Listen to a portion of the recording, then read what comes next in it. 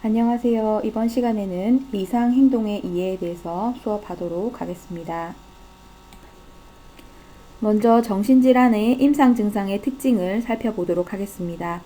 첫 번째로 개인의 원만하지 못한 적응 상태가 밖으로 표현되는 것을 말합니다. 두 번째로 자신이 지니고 있는 문제와 그 문제를 처리하려는 잘못된 방법의 표현입니다. 세 번째로 내적, 외적 위협에 대한 자기 방어를 목적으로 하는 일종의 대처 행동이라고 할 수 있습니다.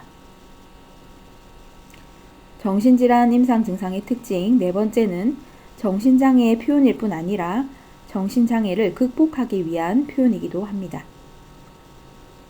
다섯 번째로 정신질환의 임상 증상은 계량화하거나 객관화할 수가 없습니다. 정신질환 임상 증상의 종류에 대해서 살펴보겠습니다. 첫 번째로 양성 증상, 포지티브 심텀은 괴이한 생각이나 말, 행동을 얘기하고 예를 들면 환각이나 망상, 와해된 언어, 기이한 행동이 있습니다. 두 번째로 음성 증상, 네거티브 심텀은 정상적으로 나타나야 하는 기능이 소실되거나 결핍된 경우를 말합니다. 예를 들어 무쾌감증, 무구역증, 감정의 둔마, 현저한 언어 빈곤, 자발성의 감소, 사회적인 철회, 주의력 결핍이 있습니다. 먼저 첫 번째로 행동장애에 대해서 살펴보겠습니다. 과다 행동이 있습니다. 정신운동성 항진 또는 흥분 상태로 내적 욕구의 증가에 따라서 잠시도 쉬지 않고 활동하는 경우에서부터요. 불필요하다고 생각되는 행동을 조금 지나치게 하는 경우까지 그 정도는 다양합니다. 증상은 행동의 목표가 수시로 바뀌고 한 가지 일이 끝나기도 전에 다른 일을 시작하는 등 주의력이 산만한 경우를 말합니다. 굉장히 바쁜 것 같으면서도 실제 이루어 놓은 일은 거의 없습니다. 경조증이나 또는 조증 환자에게서 흔히 나타나는 증상입니다. 두 번째로 과소활동입니다. 정신운동성 감퇴 또는 정신운동 지체가 나타나고 동작이 느리고 일을 시작하기 힘든 정도에서 심하게는 혼미, 스투퍼 상태와 같이 거의 말을 안 하고 어떤 활동도 자발적으로 하지 않는 상태까지 다양합니다. 증상은 심한 우울증에서의 무력감과 재책망상 등과 결부되고 조현병의 자폐증이나 기이한 망상 때문에 행동이 느려지기도 합니다. 세 번째, 반복적 행동입니다. 반복적 행동의 종류 첫 번째, 강직증은 보통 사람이라면 생리적으로 견디기 힘들 정도로 일정한 자세를 조금도 움직이지 않고 오래 유지하는 경우를 말합니다. 두 번째는 납골증입니다. 환자의 사지 관절이 양초같이 경직되어 구부러지거나 펴지며 인형의 관절처럼 한 자세를 계속 고수하는 증상을 말합니다. 반복적 행동 세 번째, 기행증입니다. 환자의 성격과 어울리는 데가 있는 특유한 버릇으로 얼굴을 찌푸린다던가 독특한 제스처를 쓴다던가 눈을 깜빡거리는 것과 같은 반복되는 이상한 표정이나 버릇 등의 증상을 말합니다. 예를 들어 의자에 앉을 때는 꼭 의자를 한 바퀴 돌고 나서야 앉는 행동이 있습니다. 네 번째로 상동증입니다. 어떤 일정한 행동을 시작하면 그 행동을 꼭 같은 모양으로 계속해서 되풀이하는 경우를 말합니다. 예를 들어 손을 계속 비벼댄다든지 복도를 끝까지 계속 똑같은 태도와 속도로서 왔다 갔다 하는 경우와 옷의 단추를 계속 끼웠다 빼었다 하는 행동이 있습니다. 네 번째는 자동행위입니다. 타인의 암시나 요구에 따라 강박적 또는 자동적으로 움직이는 행동을 자동적 복종이라고 합니다. 남의 말을 그대로 되받아서 마치 메아리처럼 그대로 따라서 말하는 행동은 반향 언어라 하고 남의 동작을 똑같이 흉내내는 행동은 반향 동작이라고 합니다. 반향 언어와 반향 동작은 분노나 적개심의 표현이기도 하고 어린아이 같은 흉내내는 동작으로의 퇴행을 나타내기도 합니다. 다섯 번째, 거부증입니다. 상황이 요구하는 것과는 반대되는 행동을 보입니다. 질문에 대하여 아무 대꾸도 하지 않는 함구증, 밥 먹으라는 소리에 반대해서 배가 고프면서도 굶는 거식증, 요구에 대한 불이행, 간호를 해주는 노력에 대한 저항, 침이나 소변, 대변의 보유로도 나타납니다. 적대적인 분노감을 행동화함으로써 다른 사람에게 불안을 일으켜서 자신에게 관심을 보이도록 만드는 것입니다. 조현병 중에서 퇴행이 심한 경우, 그리고 의식장애를 수반한 뇌증후군이나 노인성 정신병 및 진행성 마비에서 이 거부증을 볼 수가 있습니다. 6번째, 강박 행동입니다. 불합리한 행위임을 알고 그 행동을 하지 않으려고 애를 쓰면서도 계속해서 하게 되는 행동을 말합니다.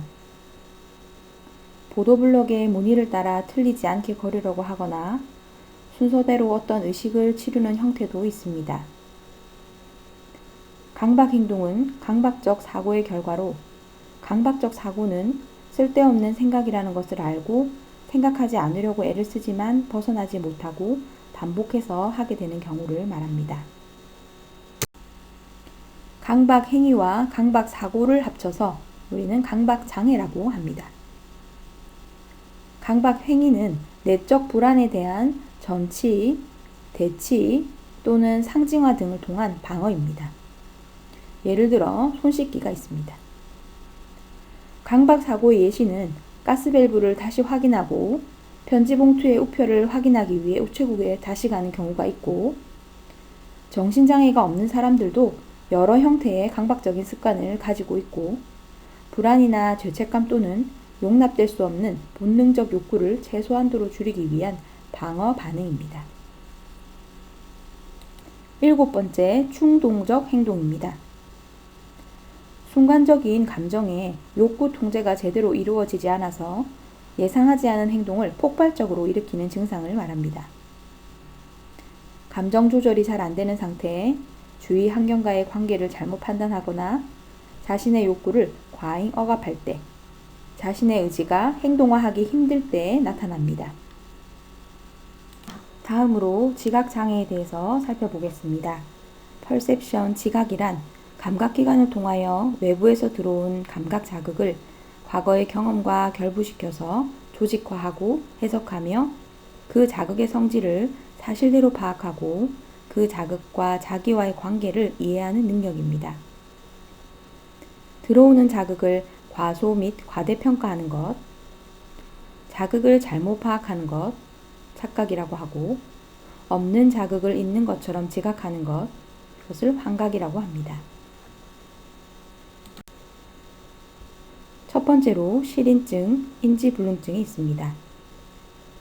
어떤 자극의 중요성을 파악하거나 의미를 이해하는 능력을 상실한 상태로 입체감각소실증, 시각실인증, 청각실인증, 접촉실인증이 있습니다.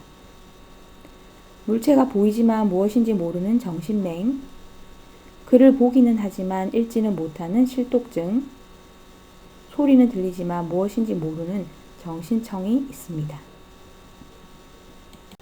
두 번째로 착각이 있습니다. 실제로 받아들여진 외부 자극이 감각기관에서 뇌의 적절한 부위에 전달되어 해석되는 과정에서 잘못 인식되는 현상을 말합니다. 감각 자극의 수준이 감소될 때, 예를 들어 어스름해질 때 수풀의 윤곽이 사람으로 보여지는 것, 감각에 주의 집중이 이루어지지 않을 때, 예를 들어 독서에 집중하고 있는 사람이 물체 소리를 목소리로 착각하는 경우, 심한 죄책감을 느끼는 사람이 나뭇잎 스치는 소리를 자신을 비난하는 소리로 잘못 해석하는 경우, 간호사가 지나가는 모습을 보고 자신을 쫓는 사람이 자기를 찾고 다니는 모습으로 보는 경우와 같이 절실히 기대하고 있든지 공포에 떨고 있거나 두려움과 같은 강한 정서 상태일 때에 우리가 착각을 경험합니다. 착각은 환각과 동일한 심리적 기능을 가지고 있긴 하지만 환각보다는 현실 왜곡의 정도가 덜합니다. 사물이 실제보다 크게 보이는 현상인 거시증, 사물이 실제보다 작게 보이는 현상인 미시증, 자신이나 자기를 둘러싸고 있는 현실이 변한 것처럼 느껴지는 이인증, 비현실감 등이 있습니다.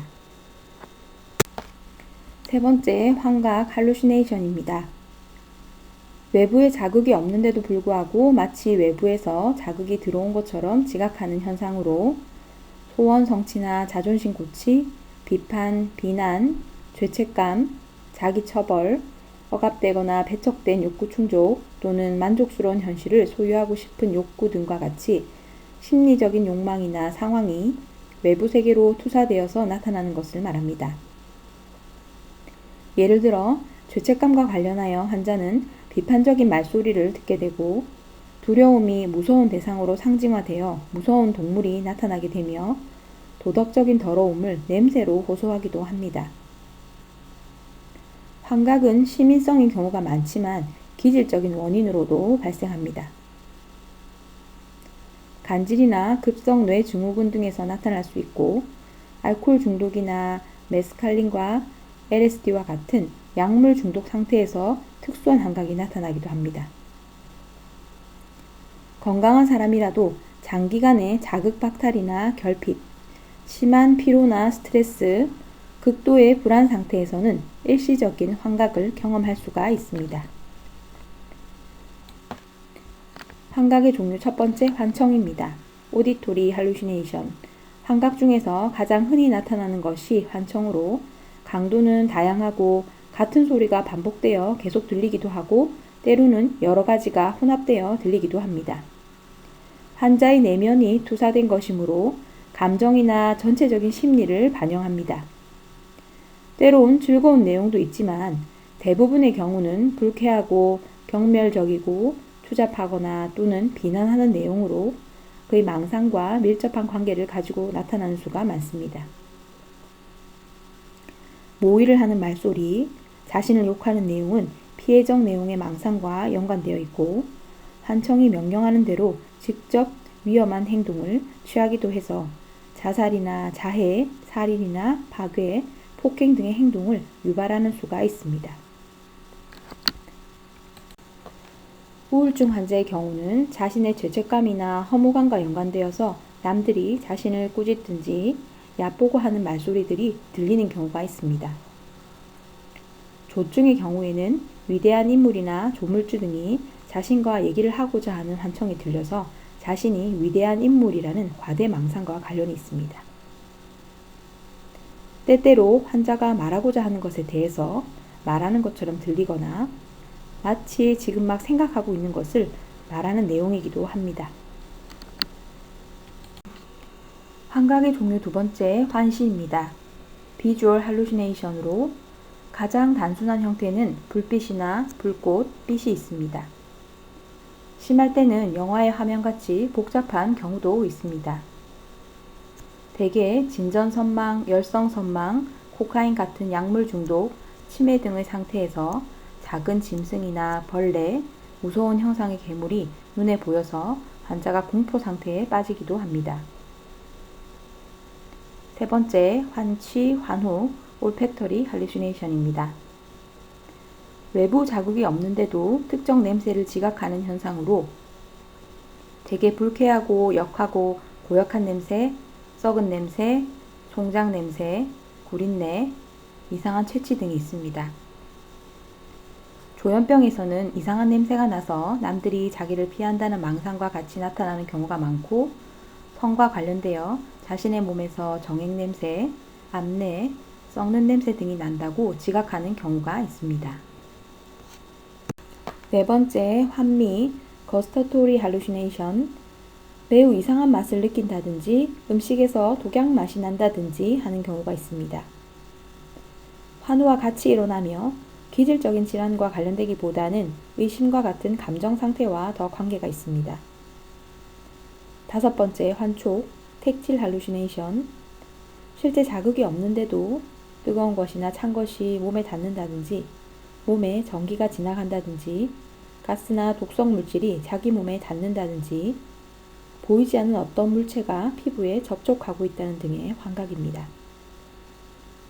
알코올 중독이나 진전 선망, 코카인 중독 등에서 흔히 나타나고 조현병의 경우에는 교묘한 수단으로 자신이 강간을 당했다는 등의 성적인 망상과 곁들여서 유방이나 항문 주위 또는 치부에 이상 감각을 느끼는 수가 있습니다. 여섯 번째, 운동 환각입니다. 실제와 달리 신체 모양이나 크기가 다르게 느껴지거나 특정 부위가 자신의 의지와 상관없이 움직이는 것 같이 느껴지는 현상을 말합니다. 예를 들어 절단된 사지가 존재하는 것 같이 지각되는 환각을 팬텀 림이라고 합니다. 장시간 배를 타고 난 후 육지에 내리면 배를 타고 있을 때처럼 몸이 흔들리는 것을 느끼는 것도 운동 환각에 속합니다. 일곱 번째, 신체 환각. 신체의 특정 부분이나 내부에 무슨 일이 일어나고 있다고 느끼는 경우, 그리고 내부 장기와 관련되어 나타나는 경우가 많습니다. 가성 환각은 환각을 경험함에도 불구하고 그것이 사실이 아님을 인식하고 있는 상태를 말합니다. 아홉 번째, 반사 환각은 한 감각기관을 자극하였을 때 그곳과 거리가 먼 다른 감각기관에서 지각 반응을 일으키는 경우로 교회 종소리를 들으면 글씨가 보이는 경우를 예로 들 수 있습니다. 열 번째, 외소 환각은 동물이나 사람이 실제보다 아주 작은 모습으로 축소되어 나타나는 경우로 열병이나 중독과 관련되어 정신장애가 일어날 때 볼 수 있으며 미시증이라고도 합니다. 11번째, 인면시 환각은 잠이 들려고 하는 상태에서 일어나는 환각으로 수면과 각성 사이의 상태에서 일어납니다. 12번째, 각성시 환각은 잠이 깨려고 할 때 일어나는 환각으로 정신장애인이나 건강한 사람 모두에게 일어날 수 있습니다. 다음은 사고장애에 대해서 살펴보도록 하겠습니다. 사고란 생물체가 가지고 있는 최고의 정신기능으로 어떤 자극이 있을 때 생물체가 가지고 있는 모든 정신기능, 즉 정동이나 지각이나 상상, 기억 능력을 총동원하여서 그 자극을 해석하고 판단하고 통합하여서 이를 기초로 다른 새로운 개념을 유추해내는 기능을 말합니다. 정상적 사고는 외부의 자극을 정확히 지각하고 인지하는 능력이 필요하고 자신의 무의식이나 감정에 의해서 나타나는 상상이나 환상과 사실을 구별할 수 있는 능력이 있어야 합니다. 이성이나 논리에 의해서 교정되는 사고를 합리적 사고 또는 현실적 사고라고 합니다. 사고장애는 세 가지의 형태로 나누어서 설명할 수 있는데 사고 형태의 장애, 사고 진행의 장애, 사고 내용의 장애로 나누어서 설명할 수 있습니다. 먼저 사고 형태의 장애에 대해서 살펴보겠습니다. 첫 번째, 자폐적 사고입니다. 외부 현실을 무시하고 외부와의 적절한 관련성이 없이 자신의 내적 세계에 집착하고 자기만의 논리에 빠져서 일반 상식이나 논리와 동떨어진 비현실적인 사고를 말합니다. 백일몽이나 환상, 망상 등에 몰두하게 되는 마음의 상태로 현실에 의해서 교정되지 않습니다. 이 자폐적 사고는 조현병 환자에게서 흔히 볼 수가 있습니다. 두 번째, 마술적 사고입니다. 특수한 생각이나 말, 연상, 몸짓, 태도 등이 어떤 초자연적인 방법에 의해서 소원을 성취시킬 수 있으며 또한 악을 쫓을 수 있다고 믿는 것을 말합니다. 사고가 기묘하고 특이하며 기괴한 특성이 있으며 강박적인 경향이 있고 주로 어린아이, 강박장애, 중증의 조현병에게서 볼 수가 있습니다. 사고 형태의 장애 세 번째, 추상적 사고의 결여입니다. 추상적 사고란 사고의 폭이 넓고 은유와 가설을 이해하고 의미의 미묘한 차이를 아는 사고를 말합니다. 속담의 의미나 사물의 유사점, 상이점 등을 파악하지 못한다든지 성경 기절의 상징성을 이해하지 못해 문자 그대로 받아들이는 경우를 말합니다. 은유를 사용하지 못하고 그 의미를 잘 헤아리지 못하는 문자적이고 1차원적인 사고를 구체적 사고라고 합니다. 네 번째, 신어 조작증입니다. 환자 자신이 새로운 말을 만들어내는 것으로 흔히 두 가지 이상의 말들이 하나로 압축된 것으로 환자에게는 특수한 의미가 있었던 것입니다. 예를 들어 특장이라는 말은 대장보다 높은 특별한 장군이란 뜻을 말합니다. 극심한 경우는 단어만 나열하는 말비빔으로도 나타납니다. 다음은 사고 진행의 장애입니다. 사고의 진행이 체계적이고 구조화되고 논리적으로 진행되지 못하고 한 주제에서 다른 주제로 상호 연결이 되지 않을 때를 말합니다. 첫 번째는 사고 비약입니다. 사고의 연상작용이 지나치게 빨라서 대상자의 생각과 대화가 지나치게 빨리 진행되는 것을 말합니다. 하나의 주제에서 또 다른 주제로 너무 빠르게 전환되고 어떤 주제에 대한 사고가 완전히 매듭되기 전에 다음 주제에 대한 사고 전환이 일어납니다. 사소하고 지엽적인 주변 자극이나 동기에 의해서 사고의 흐름이 방해를 받아 결론에 도달하지 못하거나 엉뚱한 결론에 도달하기도 합니다. 항진된 내적 욕구와 주의 산만 때문에 애초에 목표한 사고의 주의를 계속 집중시켜서 나갈 수가 없습니다. 두 번째, 사고의 지연입니다. 사고 과정에서 연상의 속도가 느리고 전체적인 사고 진행이 느려지거나 어떤 결론에 도저히 이르지 못하는 경우를 말합니다. 생각이 잘 떠오르지 않아서 말하기 어렵다고 하며 실제 말하는 속도도 매우 느리고 목소리 크기도 작습니다. 세 번째, 보속증입니다. 외부에서 새로운 자극이 계속 주어지고 사고를 진행시키려고 노력하는데도 사고가 더 이상 진행되지 못하고 머물러 있게 되는 현상을 말합니다. 치매나 선망, 지능 부족 환자에게서도 이 보속증은 나타나게 됩니다.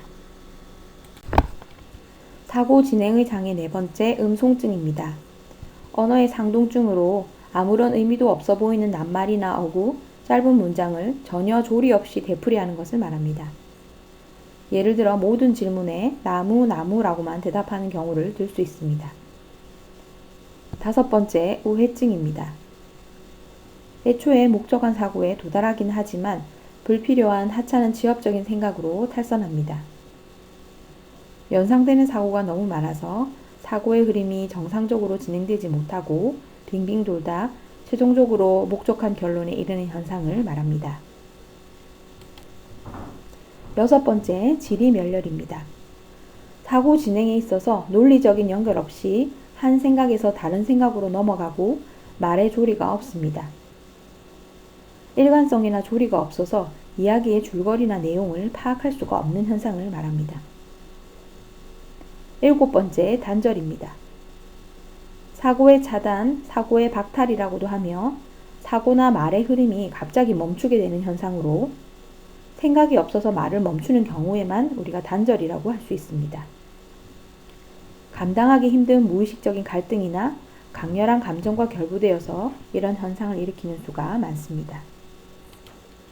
여덟 번째, 실어증은 뇌 좌측의 손상으로 오는 언어 유출의 장애로 이해는 하나 말로 표현을 못하는 운동성 실어증, 단어의 뜻을 이해하지 못하는 감각성 실어증, 대상물의 올바른 이름을 알아내지 못하는 이름 실어증, 단어의 독특한 차례를 나열하지 못하는 문장 구성력 실어증 등이 있습니다. 기억 상실성 실어증은 사람이나 어떤 대상의 이름을 찾아내는데 어려움이 있는 증상을 말합니다. 아홉 번째, 부적절한 사고입니다. 상대방의 질문 내용과는 전혀 연관성이 없는 엉뚱한 말로 동문서답하는 경우를 말합니다. 예를 들어 질문이 오늘 기분이 어떠세요? 라고 했는데 답을 어제 손주가 학교에 갔다 왔다 라고 대답을 하는 경우를 말합니다. 오늘 수업은 여기까지 하도록 하겠습니다. 수고하셨습니다.